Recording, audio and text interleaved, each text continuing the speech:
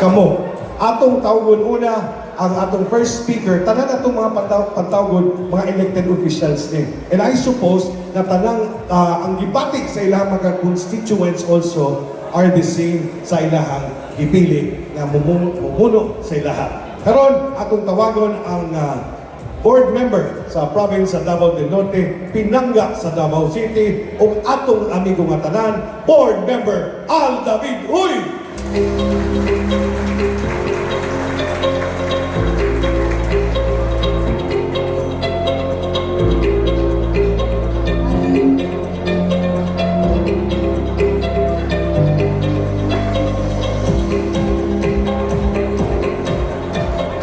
Daghang salamat, ma'am. Attorney Lumbatan, daghang salamat. Ang pinakaswerte na abogado, o di ato palakpakan, Attorney Alexis Lumbatan. Una ko mo abante, musulti lang ko gamay, di ko kalimot ani ni Attorney Alexis. Niadto ni sila ni Mayor Baste sa una sa Samal. Matay wala yung ko nila giimbita. Pastilan. Bitaw. Di na lang nako idayon pag-abante kay naaraba kong asawa.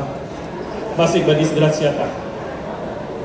Mga kaigsunan, maayong hapon, madyaw saman. O sa makausap. Maayong hapon, magandang hapon sa lahat. Ako ang pagyukbo, pagtahod sa mga bisita na naadiri karon. Siyempre atong unahon ang ako ang kuya Tol Secretary Mike Defensor atong palakpakan. Paborito ni Director Batibag. Nandito rin ang akong amigo, akong seatmate, Attorney Congressman Harold Duterte ng PPP Party List. Atong palakpakan.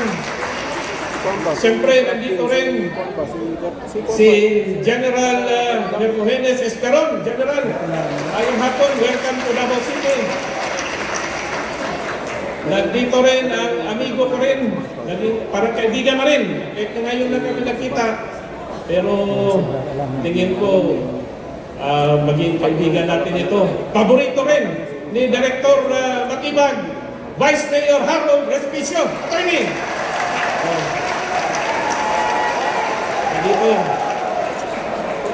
Ito, matagal ko na rin kilala sa LTFRB. Parang naglaro din ng gold ito kanina. Kung Mike at saka si Vice Mayor Respicio, paborito ni Director Matibag. Ito, paborito ni General Torre. Attorney Chuck Delgra. Atong palakpakan. And of course, ito, swerte din ito. Taas ang swertehan ni. Pakiskis ko ni mo, Attorney. Attorney Torion, at ipalakpakan natin sa Attorney Torion. And of course, sa mga officials na nandito ngayon, of course, balay lapig-lapig ang mga officials natin from the Island Garden City of Saman, headed by Mayor Demuel Toto Reyes and Vice Mayor Chang Dingolman. Nandito rin si Mayor Jory Lampagos of Panabo City, Davao del Norte, and former Vice Mayor Alan Murion.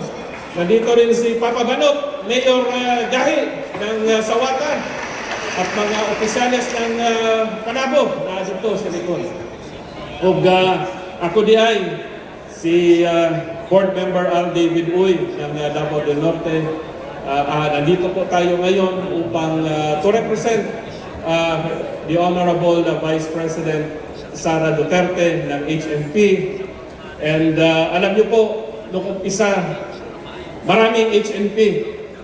Pero ngayon, parang mabilang na lang sa isang kamay kung ilan na lang kami ang natira sa HMP. Pero sa nakita ko ngayon, after this day, tingin ko, madadagdagan ang HMP. Tama ba?